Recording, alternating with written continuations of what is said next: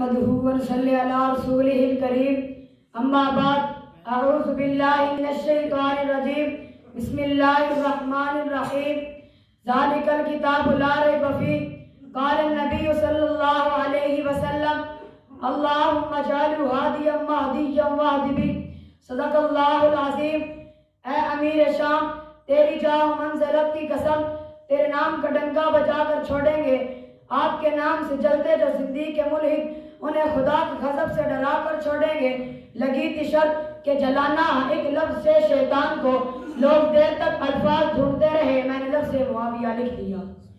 سامعین محترم، آج کی میری تقریر کا عنوان کاتب وحی، صحابی رسول، فاتح عرب و عجم، خلیفۃ المسلمین، جرنیل اسلام جناب سیدنا امیر معاویہ کی شان اقدس ہے، کیونکہ یہ مہینہ رجب المرجب کا چل رہا ہے۔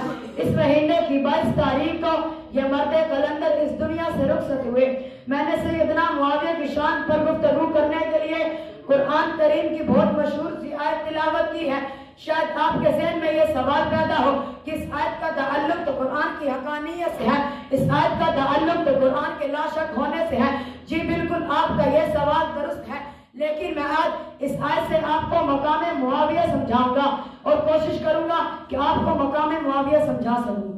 آپ توجہ رکھیں، اللہ کریم ارشاد فرماتے ہیں کہ ذالک الکتاب لا ریب فیہ، یہ کتاب ایسی ہے جس میں کسی شک کی گنجائش نہیں۔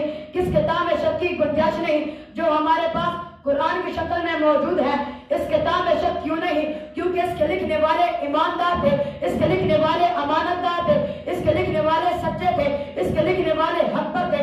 اب یہاں پہ مقام معاویہ اس آیت سے کیسے پتہ چلے گا؟ اٹھاؤ ذرا حدیث کی کتب تو پتہ چلے گا۔ اس قرآن مقدس کو لکھنے والے محبوب پیغمبر کے محبوب صحابہ ہیں، اور ان صحابہ میں ایک صحابی جناب سیدنا امیر معاویہ بھی ہیں۔ جب حضرت معاویہ رضی اللہ تعالیٰ عنہ ایمان لے کر آئے تو میرے پیغمبر نے جناب معاویہ کے ہاتھوں میں قلم دیا، فرمایا کہ لکھو قرآن، تو جناب معاویہ نے لکھا۔ اب بات سمجھیں، 3 لفظ ہیں، نمبر 1 کلام، نمبر 2 قرآن، نمبر 3 کتاب۔ جب خدا نے تلاوت کی تو کلام اللہ بنا، جب پیغمبر نے تلاوت کی تو قرآن بنا، جب اسے جناب سیدنا معاویہ نے لکھا تو یہ الکتاب بنا۔ یہ کتاب بنتی ہی تب ہے جب اسے سیدنا معاویہ لکھے۔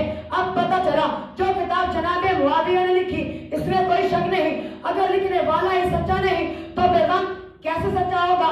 جیسے ہی کتاب لارب ہے ویسے ہی جناب معاویہ کا ایمان بھی لارب ہے۔ کون معاویہ؟ محبوب حق نے ہاتھی مادی کہا جسے، حسنین نے بڑھائی ہے شان معاویہ، علی رسول جسے امامت کا تاج دے، پھر تم نے کیوں بلائی ہے شان معاویہ؟ توڑا ہم نے جھوٹی روایات کا وضو، قرآن نے خود بتائی ہے شان معاویہ۔ سینوں کے بغض پھیل کر چہروں پہ آ گئے جب ہم نے کھل کر سنائی ہے شان معاویہ۔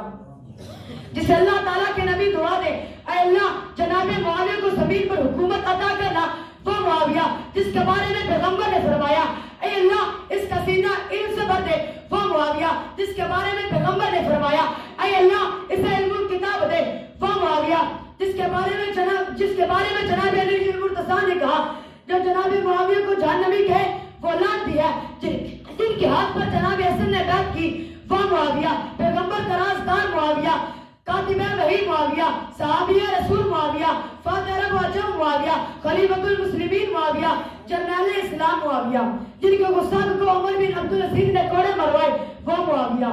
سامعین محترم، یہ عنوان تو بہت وسیع ہے، میں کہاں تک اپنے محبوب پیغمبر کے محبوب صحابی جناب سیدنا امیر معاویہ کی شان بیان کروں، یہ تو میرے بس میں نہیں۔ بس میری الفاظ پر اپنی گفتگو ختم کرتا ہوں کہ کاتب قرآن ہے معاویہ، معاویہ عظیم انسان ہے معاویہ، معاویہ جس کے نام سے یہودیت بھی کب کب آ گئی، جس کے نام سے سبائیت پہ موت چھا گئی، یہی تو وہ جوان ہے معاویہ، معاویہ۔